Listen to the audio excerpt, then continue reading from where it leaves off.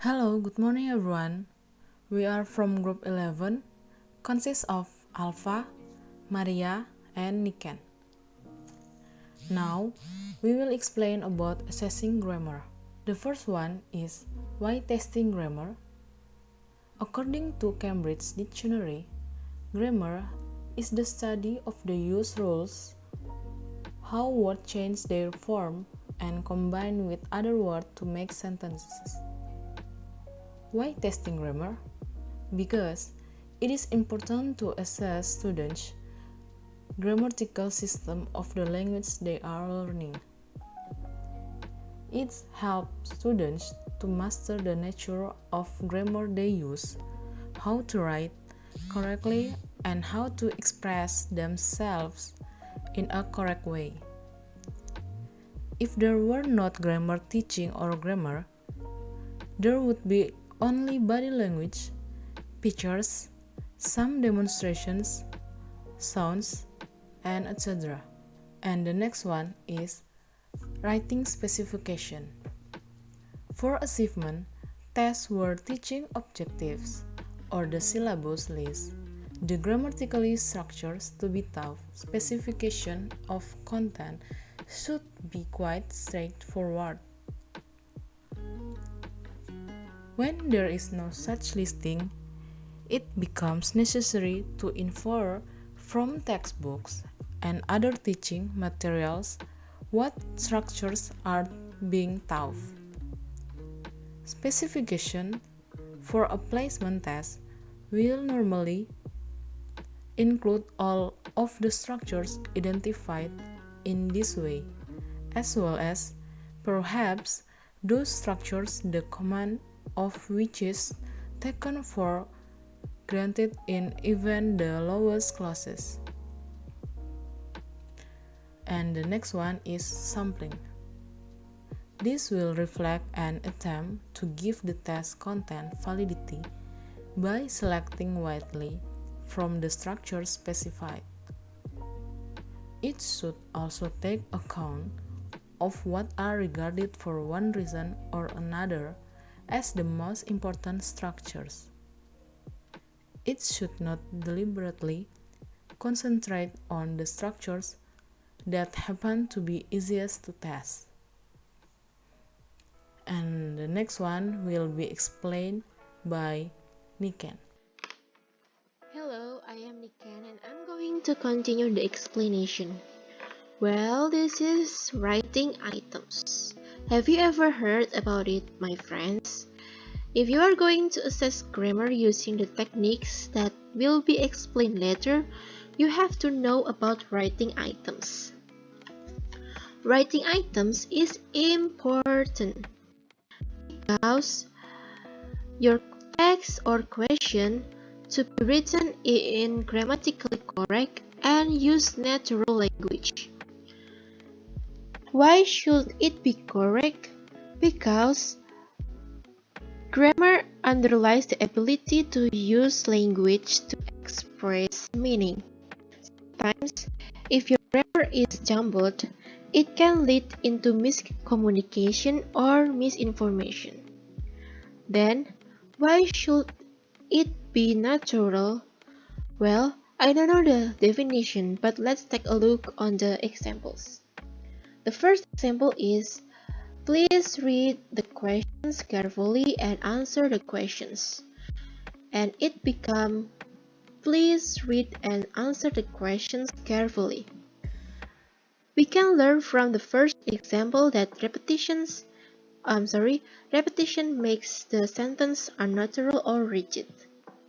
Then, another example is, I want to see the film. The actors play well. And it becomes, I want to see the film because the actors play well. It is important to use conjunction here to connect the two sentences. I think a natural language is something that makes your sentence rigid and sounds weird, or maybe ineffective to be written or spoken. If you're still curious about it, you can search it on the internet or ask on our WhatsApp group. Okay, then there is a tips that to avoid unnatural language, you can use corpus-based examples. It is available sources for English is on the British National Corpus Sampler on CD, or you can check it on the website. Okay, next we will discuss about the techniques, and this group will discuss about completion and multiple choice. What is completion? Okay, this technique used to test a variety of structures. Someone can use it in interrogative forms, or maybe three main verb tenses, or etc. This is the example of completion. Oh, another thing you should remember in completion is the instruction here. Students have to complete the text based on the instruction, so the teachers must write the instructor in a good way, or the teacher should write the instruction completely and clearly, like the example here. Okay, and students can answer the question based on the instruction in here.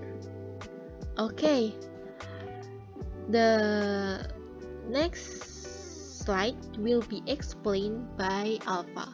Thank you.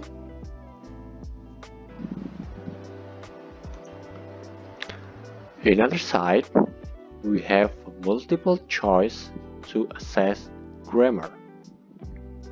So, I have 3 questions here, and we will do it together. Number 1, Chopin blah blah blah music when he was 3. The answer is D, can't read, because it is general when children in 3 years old, I think they still learn about alphabetic or numeric, except their parent is an artist, music artist, so they can teach their children since they were born, so they could read music when he was 3. But I think in general, I can say that Chopin can't read music when he was 3. Next, number 2, Anna, how are you? My answer is B, I'm fine, thanks. And you? Why not D? Okay, the D answer is only good, but in this context, we have to give a feedback. And what is the feedback? We ask the people who ask about our condition.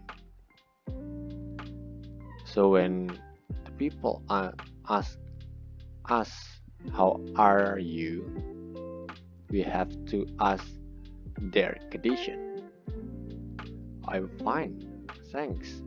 And you? Okay, so the answer for number 2 is B. Next, number 3, A, blah blah blah. Do you go to the gym? Okay, from this, I can answer maybe where? Where do you go to the gym? It is possible, right? This makes sense. See? How do you go to the gym? I walk to the gym? It can't be. D. Why do you go to the gym? Because I want to get a fit body. It might be proper, right? But listen, we have B twice a week. So it talks about how often do you go to the gym. So B answer twice a week. So for question number 3, the answer is A. Okay. Then next.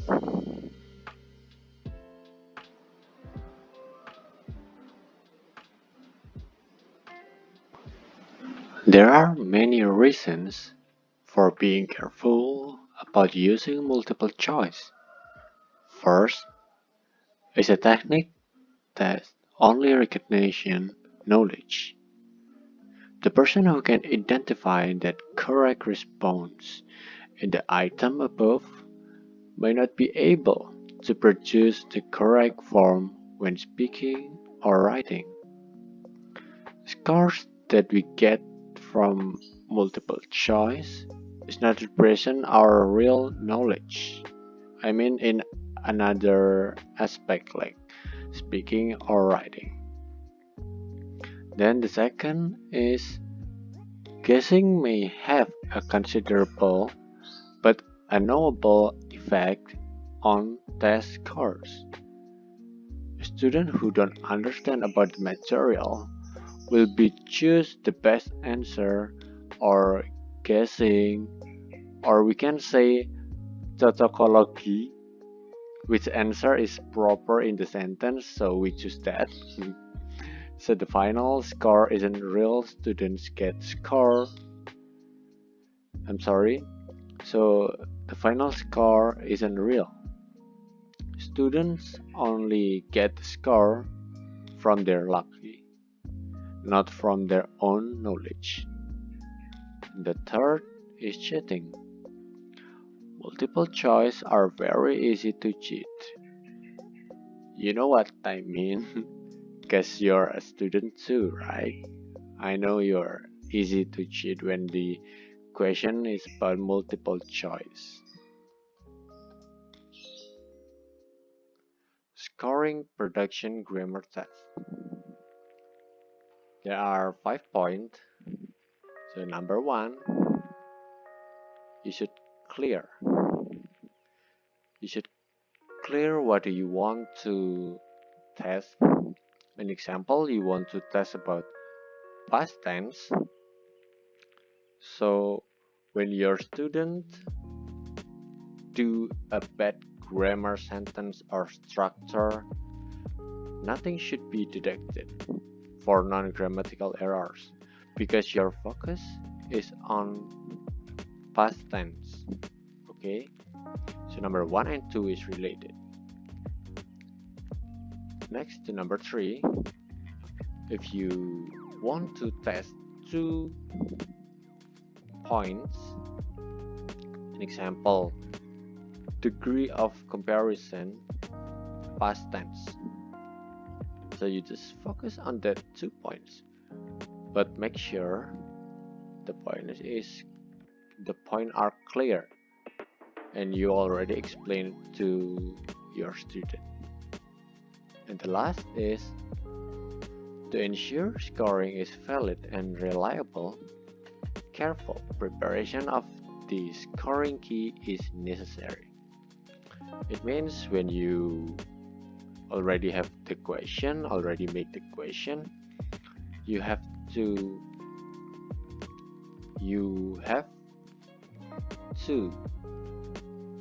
get the answer. And the answer can be debatable or ambiguous. So only one answer for one question. I think that's all. Next. Thank you for listening our presentation. Have a great day. God bless you.